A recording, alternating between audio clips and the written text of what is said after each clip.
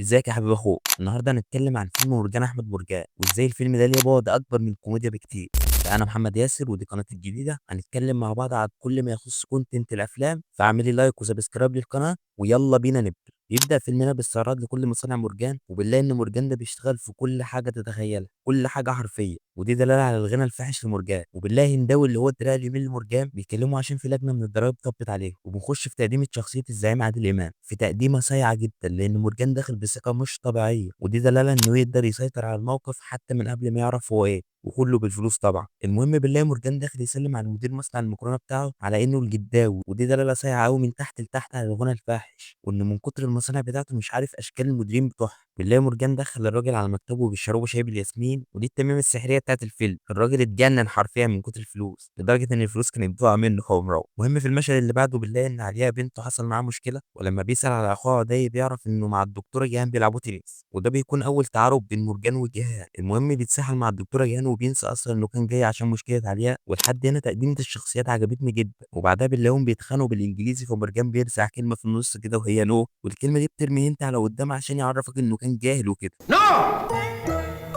المهم بيجي مشهد في محاضرة في الجامعة، ودي اللي بتقدم لك كل الشخصيات بتاعت الجامعة تقريبا، لكن أروش تقديمة هي تقديمة أحمد السعداني في دور الأخ محمود، واللي كانت صايعة أوي واختصرت حاجات كتير في إننا نفهم الشخصية. وبنلاقي مرجان قرر إنه يرشح نفسه في مجلس الشعب، وبنلاقي كمان إن جيهان مراد مرشحة ضده، وبالصدفة بنلاقي إن ولاد مرجان والناس اللي شغالين عنده كلهم عند جيهان مراد، ده حتى الصوان كان بتاع مرجان أحمد مرجان اللي هو كمية عبث لا توصف يا معلم. والمشهد ده فصلني ضحكة حرفيا، وكل ما بتفرج عليه بيضحكني أكتر من اللي قبلها.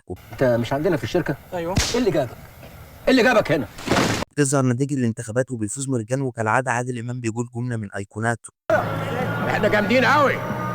والمشهد ده المؤلف بيديك دلالة عن إن الفلوس ممكن تعمل أي حاجة، وبنلاقي هدية وعليا عاملين عزا عشان الدكتورة جيهان سقطت، والحقيقة المشهد ده أوفر لأبعد الحدود. يعني إيه دكتورة الجامعة بتاعتكم سقطت في الامتحانات تعملوا عزا؟ ودي برضه دلالة على شدة تعلق هدية وعليا بالدكتورة جيهان، فعشان كده مرجان بيحب يوريهم إنه مثقف وبيكتب كتب وروايات، فبياخدوا هندوة على قهوة بلدي مشبوهة، وهناك بيلاقوا شاعر على الله حكايته بيسمعهم شوية قصايد عظيمة من بتاعته زي الحلزونة والسناولة. وهنا الشاعر بيقول كلمة بتعبر بشكل حقيقي جدا عن فكرة الفيلم، وهي أبيع نفسي. المهم مرجان بيعمل كتاب كامل من القصايد دي، وبعدها بنلاقي هنداوي بيقول له انه من ساعه ما بقى نائب ما حضرش ولا جلسه، وبيجي بعدها المشهد اللي بيوقعني ضحك حرفيا، وهو مشهد مرجان في مجلس النواب. زي الفل.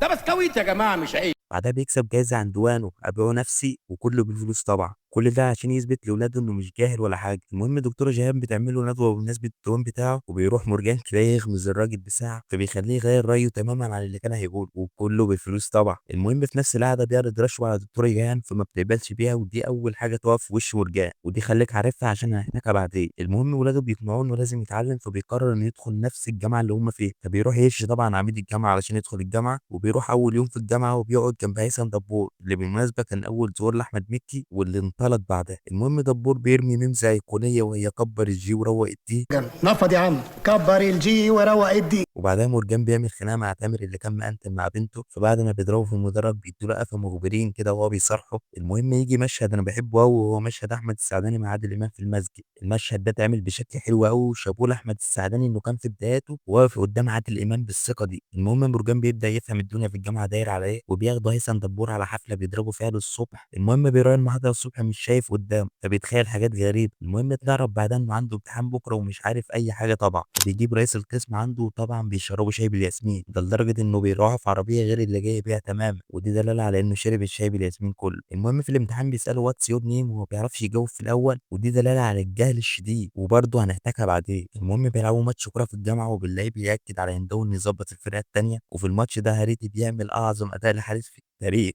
لدرجة إنه بيدخن في الماتش، وبيجي الميمز العالمي. ينفع كده يا حسن؟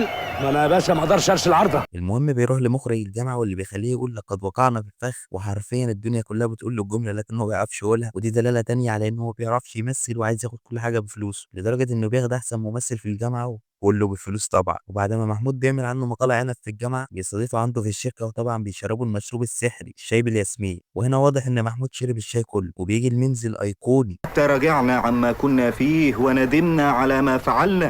وبيجي جزء الاغاني وانا ما بحبش جزء الاغاني في الافلام، يعني سكيب الحته دي. وبعدها مورجان بيحاول يتجوز الدكتوره جيهان باي سبب، لكن سبحان الله هي الوحيده اللي واقفه ضد، هي الوحيده اللي مش عايزه تدوق الشاي بالياسمين، لدرجه انه بيشربوا للراجل خطيبها وبيطيروا على الهند على طول، فبتقول له انه مش هيقدر يشتريها، ده لدرجه انه بيحط اسمها على كل حاجه بتلاقيها قدامه. المهم بعدها بيكون عنده امتحان في ماده الدكتوره جيهان، وبيكون واخد معاه برشام لكنها بتمسكه وبتفتحه قدام ولاده والجامعه كلها، فعلياء تنرفزه وهو بيتكلم معاها فبينتهي بالقلم وبتدخل في صدمه. وبعدها بنعرف انها فقدت النطق، ومرجان ساعتها بيكون عايز يعمل اي حاجه علشان بنته تفوق، لكن ساعتها ما بيبقاش نافع خلاص، ودي هنحتاجها كمان شويه. وبعدها اخيرا مرجان بينجح وبيتخرج من الكليه، الكلام ده بعد 3 سنين طبعا، وفي النهايه جيهان بتقبل تتجوزه، بس ده طبعا بعد ما ذاكر ونجح. وبنيجي على مراجعه الفيلم، والفيلم كوميدي جدا من احلى افلام عادل امام في تاريخه، مش في الالفيه بس، وميرفت امين عملت دورها ولا اروع من كده. كمان عجبني دور احمد السعداني واحمد مكي رغم ان ادوارهم كانت ثانويه، وكمان شريف سلامه وبسمه كانوا لذاذ قوي. والفيلم ده عمري ما بمل منه ابدا، فيلم قادر بافيهات ويظبط لك مودك ايا كان. ومن هنا بنروح لسؤال الحلقه، وهو ليه الفلوس مش كل حاجه؟ والكاتب هنا رمالك 3 حاجات مستحيل تشتريهم بفلوس. اول حاجه هي التعليم، وانه فعلا لما حاول يرشد الدكاتره ما اتعلمش حاجه برضه. وتاني حاجه هي الصحه، لما بنته كانت في المستشفى وقالت له هترشي مين بقى دلوقتي، بنتك بين ايدين ربنا، وفعلا حاول يصلي ويطعم مساكين، لكن النيه ما كانتش بهدف انه يطلع لله. وتالت حاجه هي الحب، وانه مهما عمل ما قدرش يرشد الدكتور جيهان عشان تحبه. هي اتجوزته في الاخر لكنه بعد ما نجح، وهي اكيد ما اتجوزتوش عشان فلوسه. ولحد هنا تكون حلقتنا خلصت، ما تنساش تعملي لايك وسبسكرايب لو عجبتك الحلقه، وسلام.